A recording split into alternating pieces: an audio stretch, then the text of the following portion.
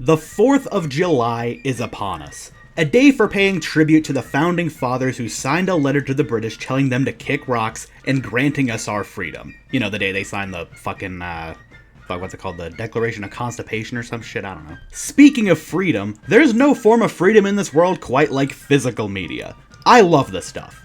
You could probably tell if you watched this channel for a long time because right behind me in my camera shots is a shelf full of junk, and whatever I'm reviewing tends to be held up by me in physical form. What can I say? I'm fond of my plastic crap for a number of reasons. Physical media isn't just a bunch of trinkets hoarded on a shelf out of insecurity or habit. A piece of work in your physical collection is a sign of ownership. Physical media is freedom. However, in recent years, our meritocracy has been under fire. Companies hate the concept of us having control over the products we purchase, and they want to put a stop to it. They've been trying for quite a long time to convince us that our way of life is antiquated or inferior, and that we should give up our liberty in exchange for some warped perception of convenience. They've even gone out of their way to sabotage their own products in an attempt to push the narrative that physical media holds no value to the consumer, because physical is freedom, and they lust for control. But us collector nerds don't go down without a fight. We shop smart, we don't submit, and we enjoy the spoils of liberty. But the corporation's influence on the consumer is losing power as the days go by. For the most part. It might come as a shocker, but the average hard-working citizen doesn't really like listening to some billionaire from Epstein's flight log tell them what to do. It's no surprise that whenever some dipshit suit who's played maybe 3 video games in his entire life tells them that they should just shut up and accept limitations, it's not exactly met with the best reaction. And in its place, we've seen a new form of attempted suppression. They're not corporate plants trying to be hip with the kids, they're members of the public who side with their interests. Lowest of the low commies who actively shame us for our way of life. People who insist that we give up our freedoms, our choices, and prefer not the rule of the people, but the rule of the conglomerate. I say these cretins can go back to their server-dependent, subscription-based utopia, also known as hell, if they insist on my choices being trampled by the fat cats. Our hobby, our passion, is being threatened, and one of the biggest contributors to this attack is misinformation. Today, I'm going to talk about why we are the way we are, why we prefer having stuff on a shelf instead of in an account. This discussion is mainly going to be about physical video games, because this is primarily a gaming-focused channel. However, a handful of talking points do apply to movies, music, and whatever the hell. Just to get this out of the way, it's far simpler with those fields. If you buy a movie, TV show, album, or book physically, it is yours with no questions asked. Video games are naturally more complex, which has led to a good chunk of misconceptions that should be addressed. I'm gonna speak to the people and explain why I love physical video games, even with the digital tyrants breaking down my door as I speak. I'm also going to be focusing on console gaming today, since digital is a lot more limiting, and physical games just don't exist on PC like they used to anymore. Now, I need to address this real quick, because if I don't, then a bunch of people are going to take this video the wrong way. I have no problem with people who choose to buy digital games. You're an adult, you can spend your money the way you want to. There's plenty of reasons why digital would be more practical to certain people. I'm simply arguing in favor of choices for the consumer, not my way or the highway. With that out of the way, let's begin. The biggest talking point on this subject, and the main benefit in favor of physical media in general, is that when you buy it, that copy is yours to keep. It's your own physical property, and you have control over it. You could lend it to a friend, sell it for some money, or just flat out keep it on the shelf until you feel like playing it again one day. This isn't just a bunch of ones and zeros representing a digital license tied to an account that the publisher can revoke at any time for any reason. Once that game is in your hands, it belongs to you. There's no server dependency because the average game has the entire day one build printed onto the disc for easy installation onto your console without an internet connection. Now obviously this isn't taking multiplayer only games into account because those are server dependent by nature regardless of if they get a disc release or not. For the sake of clarity, I'm mostly going to be talking about offline games in this video, or games with strong offline components. Now this actually leads into the first misconception about these things, as starting in 2013 with the release of the PlayStation 4 and Xbox One, putting a game into your console doesn't just make the game available for play right away. Instead, a progress bar for installing the game appears, and you gotta wait until it's finished before you can play the game. This has led to a lot of people thinking that discs simply download the game from the internet, but this simply isn't true. It merely installs the data from the disc to the console's hard drive. No downloading is taking place here, at least not without patches and whatnot. Now the reason it has to do this is because both Sony and Microsoft decided to double down on printing their games on Blu-ray discs. Likely because they can hold lots of data and are pretty cheap to manufacture, and the consoles having Blu-ray drives leads to easy playback of Blu-ray movies and DVDs. The unfortunate downside to this is that Blu-rays turn 20 next year. This is an ass-old format, and the main drawback is read speed. If today's consoles were to simply read games directly off the Blu-ray discs, the results probably would not be the greatest. So mandating an install for games is simply easier with the discs themselves acting as a check to prevent copying. And at the end of the day, these games are still on the discs and can be installed without the internet. But games are continuously evolving as the years go by. Most games these days don't just ship once and be done with it. Work tends to continue as games become more complex. Maybe a few kinks are found after release, and thus patches are released to fix them up no problem. And anyone with the game, no matter if it's physical or digital, is entitled to access to download these updates and patches. It's one of the best things to come out of the modern era in my opinion, but there have been a few bad apples that take full advantage of these benefits and choose to release a game broken and unfinished, because after all, they can just patch it later, right? The biggest example of this I can think of in recent memory is Cyberpunk 2077 back in 2020. Unfortunately, this leads us to another common misconception, that games across the board need that day one patch to even work at all, or else you're stuck with a buggy mess that makes you feel like you wasted your money. Sorry, this might come off as a shocker, but not every game is Cyberpunk. In fact, games like this are actually the tiny minority of releases. I'm not trying to say that it's not a big deal, in fact I think these kinds of releases deserve all the scorn in the world because it raises serious concerns about longevity unless the planets all align and they decide to reprint the game with a more up-to-date version. But for the vast majority of normal video games out there, the day one build on the disc is solid, and patches are far from mandatory. They're still nice to have, but not a deal breaker. Losing out on patches if you buy the game long after servers are dead sounds like quite the bummer. But if the worst case scenario for a game without patches is that it functions as advertised with a few minor bugs that don't get in the way of anything, I don't really think it's the death sentence that a lot of people make it out to be. Those exceptions still exist, but most games are not like this. Now you might be asking, if patches are server dependent, are digital games as well? And the answer to that question is an unfortunate yes. Remember when I mentioned true honest-to-God ownership earlier? Most digital games don't have that benefit. When you buy a game on the PlayStation Store, the Xbox Live Marketplace, the Nintendo eShop, and so on, you are not buying a legal copy of the game. You are buying a license to access the content that they can revoke at any moment, one of those moments being server closures. Consoles do not last forever, and the online networks even less so, meaning one day when they decide to pull the plug on servers for aging hardware, and that's a very big when and not an if, all those purchases you made will vanish into the abyss with no compensation. I say this because it's literally already happened. The Wii, Wii U, 3DS, and PSP have all had their online services nuked by the companies responsible, and the Wii in particular had those licenses vanish along with it. And even though you can still re-download Wii U purchases in North America, apparently other countries aren't as fortunate. Now I don't know if any of these platforms had any DRM or annual online checks to verify licenses, as I've never owned any of them besides the Wii, and we never put that thing on the internet back then.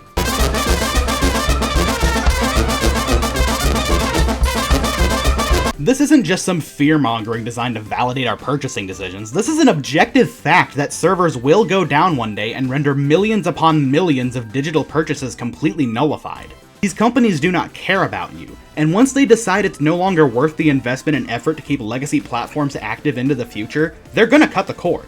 Now certain people have actually come up with some fucking 500 IQ galaxy brain rebuttal to this inevitable outcome by telling us that our physical games won't last forever either, because they're vulnerable to, get this, physical damage.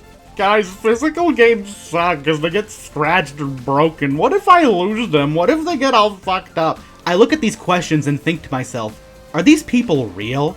Unless you're some 9-year-old kid who can't keep anything organized or can't keep discs in their cases, how are any of these scenarios even worth taking into consideration? It's not difficult to take care of your belongings. You keep the game in the case when you're not playing it, and keep the case somewhere safe, like a shelf, away from stuff like sunlight or humidity. These dudes act like they have no control over their game getting ruined, like you can't just keep games in a safe place. Now, I can't bring up this point without inevitably bringing up disc rot. Like many other things, discs eventually deteriorate over time, depending on the conditions in which they're stored.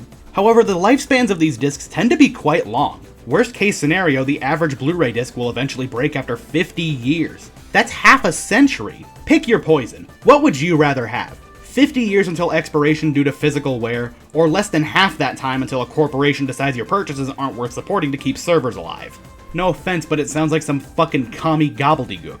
An exaggeration of a minor downside that doesn't affect people who understand basic maintenance and storage. Did you spill water on your game and you tried to dry it off with a saw? There are definitely valid arguments for someone not being able to store a bunch of physical games, and I get that. Maybe you're someone's roommate with a small room and don't really have the space for a meaty shelf. Maybe you live somewhere susceptible to flooding and you don't want all of your games to get ruined by complete chance. But genuinely arguing that physical games across the board are dumb and inferior because they're vulnerable pieces of matter like every fucking thing you own is laughable. And then there's the damn laundry list of non-arguments these brain-dead morons hurl up after they see someone talk about how much they love their discs.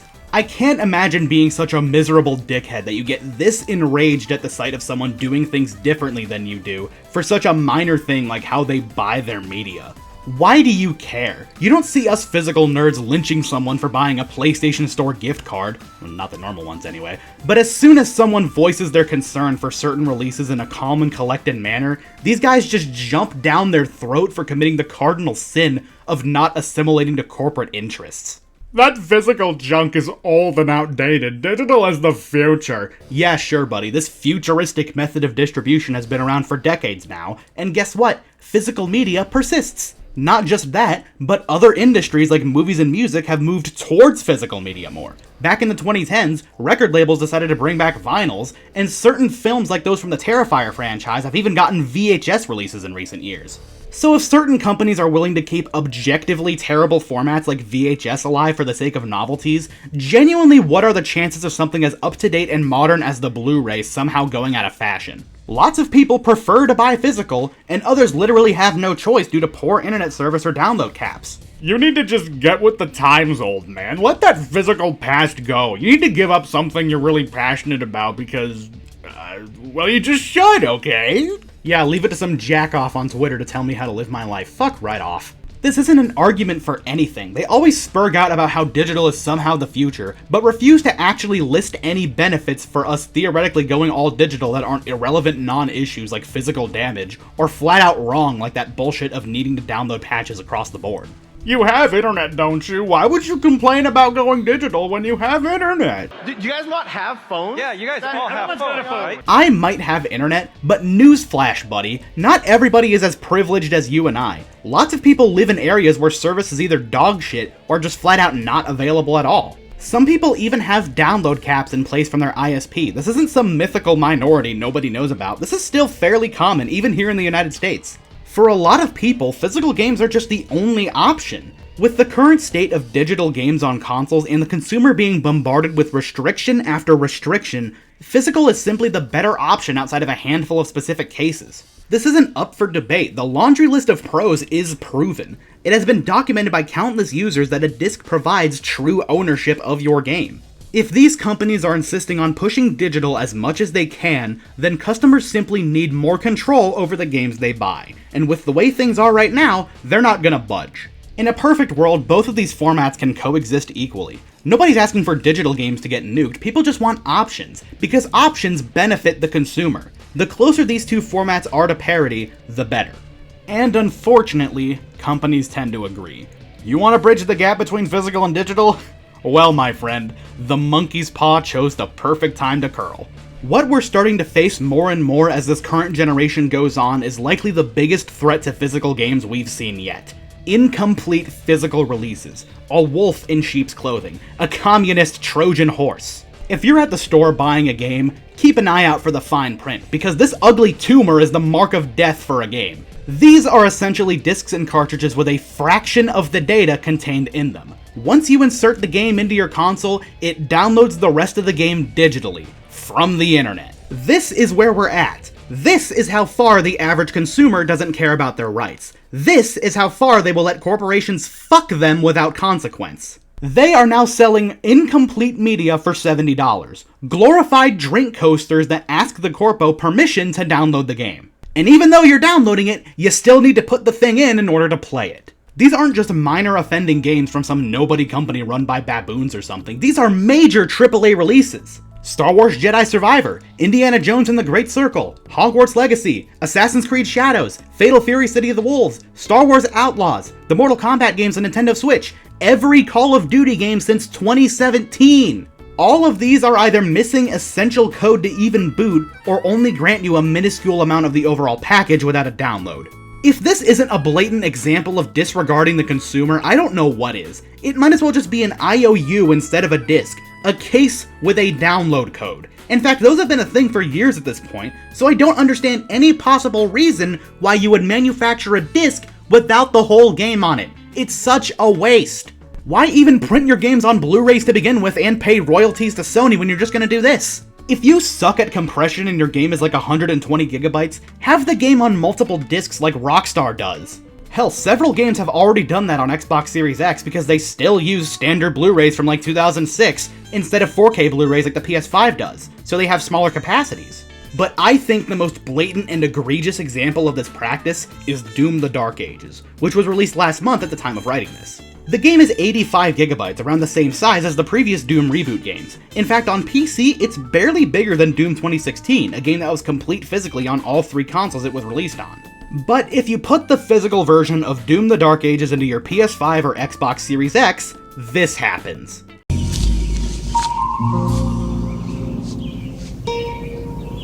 What the fuck is this piece of shit?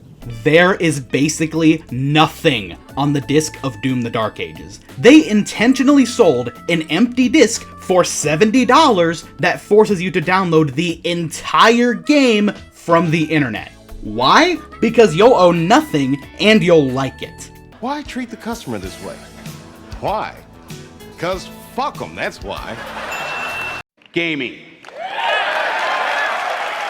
Microsoft and their publishing arms are not in the business of selling video games anymore. They're dead set on getting people to subscribe to Xbox Game Pass, and they will literally sabotage their own products and sell people empty discs for full price just to push their commie agenda. In fact, I can't think of a single Microsoft published game since 2021 that actually comes complete on disc, other than their smaller games that get special releases from limited run games. You know, that toy company masquerading as the savior of physical media that's run by a con artist hack? Yeah, them. Now, believe it or not, I've seen a bunch of people try to hand wave this as a non-issue by saying this somehow still pleases physical media buyers like me. Why are you complaining? You have the case, you have that little circle you shove into the console to play it. It's physical, right? What kind of fool do you take me for? You think I'm some buffoon who cares about trinkets and nothing else? I care about longevity and control over my purchases. I'm not infantile enough to be tantalized by a shiny box to the point where I'm willing to give companies a free pass for selling me blank discs for $70. Now $80 because Microsoft wants to charge that price for The Outer Worlds 2.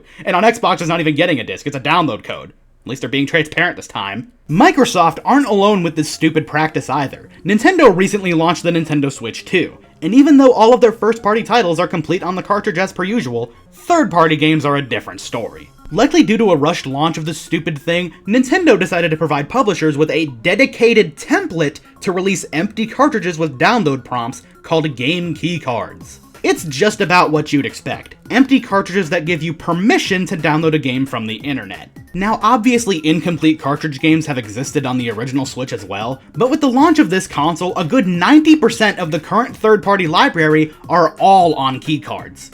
Even games that have full cartridge releases on the original Switch are keycard releases on the Switch too. You'd think this kind of thing would be reserved for the big-ass games that struggle to fit on these cartridges, but at launch, the biggest game in terms of file size, Cyberpunk 2077, yeah, welcome back Cyberpunk, was the only third-party game to actually be complete on the cartridge. The pure irony considering its original release. puny-ass games in terms of file size like Bravely Default and Puyo Puyo Tetris 2 are keycards. Not because of any actual restraints, but because publishers fucking hate you and want you to spend more to own less. Now, apparently, according to some insider person, there is a potential reason for this happening. Supposedly, Nintendo only produced 64 gig carts and game keycards as the only two options for publishers to choose from when making physical Switch 2 games. If this is true, then it's yet another sign that this console was rushed out the door. Not only is this practice of selling blank physical media a waste of resources for the publisher at a deliberate expense of the consumer, it's also a serious environmental concern. Because you're producing so much plastic bullshit that has a guaranteed expiration date. You're selling literal land waste for higher prices than ever before. Now, I've seen some genuine smooth-brained individuals tell me that physical media is bad because environment, but the thing is, we want to keep this stuff. Nobody wants to throw this shit away. You can't say that physical media is immoral while turning a blind eye to companies mass-producing actual plastic garbage that's set to break in less than 2 decades. Companies, listen, if you want to go digital, just fucking go digital. Enough of this nonsense with trying to have your cake and eat it too. Thankfully, Nintendo consumers, as stupid as they are since they gobbled up an $80 kart racer, even they're not fucking stupid enough to buy this shit, as game keycard sales are in the toilet. Doom the Dark Ages as a whole underperformed as well, but I guarantee you it would have done a bit better if the physical version wasn't a blatant ripoff. But like I said about Microsoft, they don't care about game sales, they just want you in their little subscription service, and to push you further, they're gonna strong-arm you into changing your ways. Even Sony, as consistent as they are with making complete physical releases and having the highest likelihood of third-party games being complete on the disc, even they have dabbled into digital degeneracy by having their top-of-the-line piece of shit waste of money known as the PS5 Pro require you to purchase the disc drive a la carte. 700 United States dollars, and you need to spend another 80 just to play the games you already bought. Yeah, no thanks. I'll just stick with my normal PS5. Fuck yourself, Sony. The future of physical games is admittedly bleak, as 2 of the major console manufacturers have screwed over their physical buying base while jacking up prices, and the market as a whole is moving more towards PC, which is a predominantly digital platform. Physical copies are basically the last objective benefit that consoles have over PC these days, and it's really disheartening to see these companies stomp all over it out of pure greed. However, it's not entirely lost. A ton of publishers are still dedicated to pleasing consumers of both formats, and there's plenty of games releasing physically these days without strings attached. If you know what's good for you, stay far away from those download discs and keycards. Stay resilient, shop smart, and don't give in to the aggression from companies like Microsoft. Now, if you're the type of gamer that buys mostly or entirely digital games, you might be listening to this thinking, wow, this sucks. It might not affect me, but I certainly care about it now. How could I potentially make a difference? Don't feel any guilt for buying games your way. You do you, and you're not causing harm to anyone. However, if you still want to have some kind of impact, no matter how small, we appreciate you, and here's what you could do. First, don't be afraid to step outside of your comfort zone and get yourself some of them discs. It'll take more effort to start a game up, but it won't bite. Nobody should demand you to get a fancy wall of games like some YouTuber has. An innocent little shoebox with about 10 or so games has just as much soul. If you got heart, son, you can call a cluster of plastic cases a collection. And if the fateful day comes and your digital library vanishes, you've got yourself a backup plan. Second, start voicing what you think. Tell these companies that you want your digital purchases to last. Support movements like Stop Killing Games, which is nearing its deadline for 1 million signatures at the end of July. This is about more than just physical media, it's about games as a whole effectively being rendered unplayable by the publisher due to online dependency, ranging from digital licenses to straight up online-only games, which takes some serious balls to challenge the legality of, but I respect it nonetheless. This movement succeeding would be beneficial for everyone. If you're in the European Union, give this petition a sign. This ain't some change.org circle jerk destined to go nowhere. This is something big that can reach government officials in the EU.